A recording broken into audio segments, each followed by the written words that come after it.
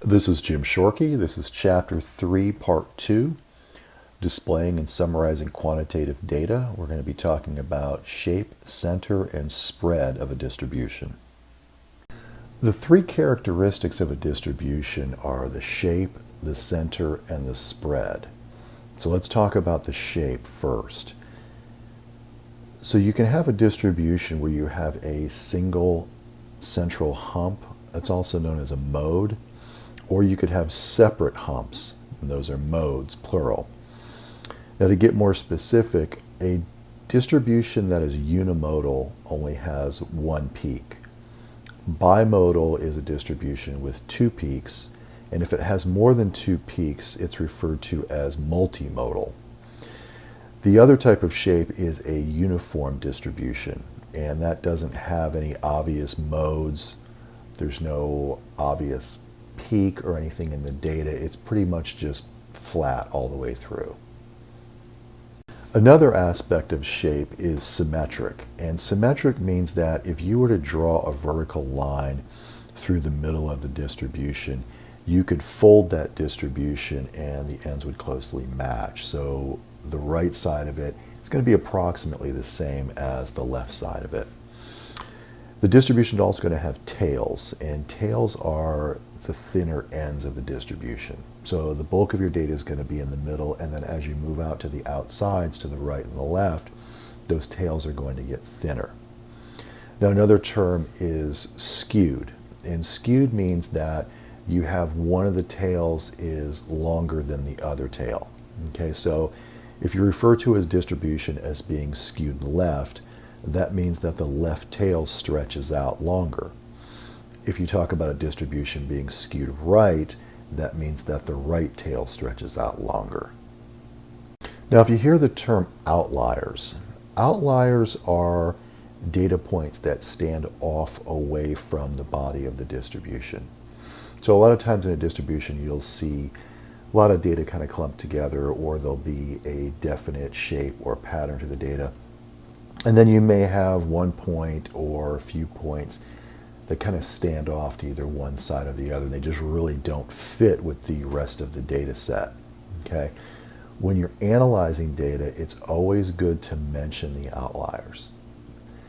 Outliers are common in analysis, so they're going to almost always exist in any data analysis, and you need to address them. Okay? The outlier or outliers could be informative, and in that case you would want to analyze those outliers specifically, and you would want to discuss them as part of your analysis. The other thing is outliers could also be an error. It could be a data entry error, and it doesn't get caught until you look at a histogram or a scatter plot or something like that, and then all of a sudden this data point just sticks out and you think something's not right there, let me go back and look at it. So the first thing that you would want to do when you're analyzing your data is validate that data point, or if there's more data points, validate them, make sure it's not an error. If it's an error, then you want to fix it and then go back and start analyzing your data again.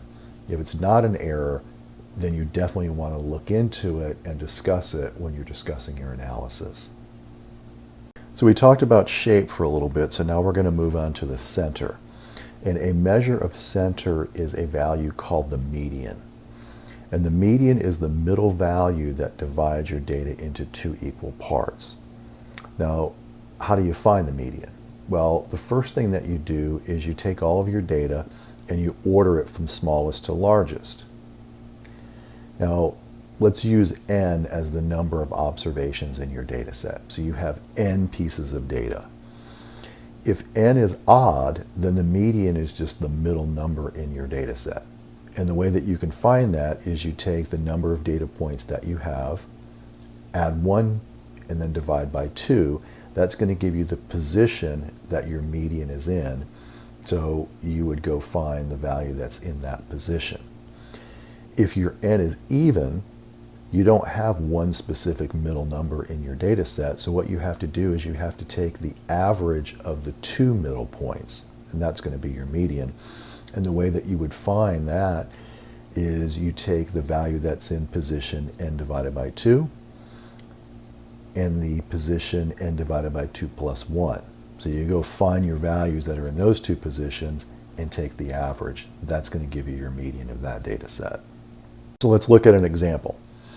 So we have this data set, 2, 4, 6, 8, 10, 12, and 14. And we want to find the median of this data set. Well, the first thing that we're going to do, we've already have them in order from smallest to largest, so that's been done for us. Next, we want to see, well, how many pieces of data do we have here? And we have 7 pieces of data, 7 values. So our n is equal to 7. 7 is an odd number, so I'm going to have a middle number in that data set. And the way that I can find that is I take n plus 1 divided by 2. That's going to give me 7 plus 1 divided by 2. 8 divided by 2 equals 4. So my median is my value that's in the 4th position. So I just go back to my data set and I start at the 2 and I count over 4, and that gives me the number 8. So the median of this data set is 8. It's the value that's in the middle of the data set that divides the data set into 2 parts. Let's look at another example. I have a data set 2, 4, 6, 8, 10, and 12. Okay, this data set has 6 values, so my n equals 6. 6 is an even number, so I don't have one specific center point. So what that means is I have to take the average of the 2 middle values. So how do I find my middle values? Well, my first one is going to be the one that is in the n divided by 2 position. So I take 6 and divide it by 2. That gives me a 3. Okay, so my value in the 3rd position is 6. I take then n divided by 2 plus 1. Okay, that gives me 4. So my other value is in the 4th position. That value is 8. So I take the 6 and the 8, I add them together, and I divide by 2. That gives me 7. So the median of this data set is 7. So your median value won't always necessarily be a value that's in your data set. For example, our median here is 7. We don't have a 7 in our data set, but because we had an even number of values, I had to take the average of my 2 center values, the 6 and the 8. So let's talk a little bit about spread now. One measurement of spread is called the range. And the range is just the maximum value in your data set minus the minimum value in your data set. The range is always expressed as a single number. It's not an interval. Okay, you're taking the maximum minus the minimum and telling the range in that one value. Now, a disadvantage of using range is that if you have an extreme value, like an outlier that we had talked about earlier, it can give you a number that really doesn't accurately represent the data set, because you'll have this data set of data grouped together. You have this one value that is an outlier. It's an extreme value. And so when you take that range, that extreme value distorts your range. So your range that you're reporting really is not the best representation of your data. Now, another measurement of spread is what's called the inner quartile range. And this is a better way to describe the spread because it's not as easily affected by extreme values as just the range is. So the way that we would find the inner quartile range, we already know how to find the median. That divides our data into 2 equal halves. So what we do is we take each one of those halves and we divide it in half.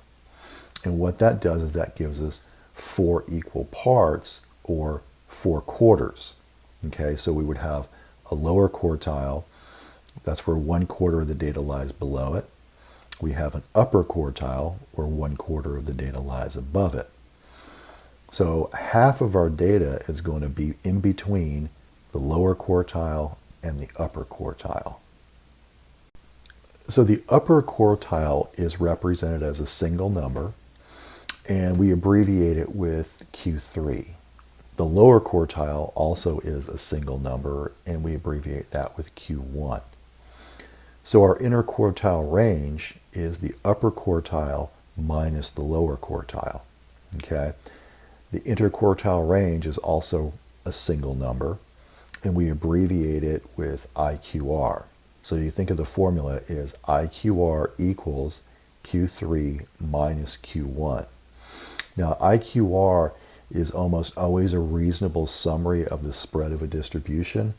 And the reason for that is it's less impacted by extreme values. Okay, so our outliers do not have as big of an impact on an IQR as they would have on just the normal range, the maximum minus the minimum. Let's look at an example for calculating the interquartile range. So we have a data set here, and the first thing we're going to do is we're going to put that data set in order from smallest to largest. Okay, so we've got all of our data points there lined up, smallest to largest, and we're going to count the number of data points that we have. And we have 10 data points here, so our n equals 10. 10 is an even number, so our median is going to be the average of the middle two numbers. So in this case, our median is 10 plus 14 divided by 2, so that gives us a median of 12. Okay, so now we want to take the two equal pieces that we have of this data set, we want to divide those in half. So let's look at the lower half first. So the lower half is the 2, 3, 7, 9, 10. So in that data set, our n equals 5. So we know that our n is odd, so we just need to go get the middle number. And our middle number in that data set is the 7. Now let's look at the upper half of our data set. So the upper half of our data set is the 14, 15, 21, 24, and 57.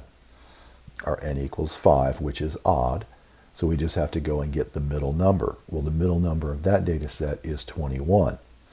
So our Q3 equals 21. So now we can calculate our IQR. We take our Q3 minus our Q1. So 21 minus 7 equals 14. So our IQR for this data set is 14.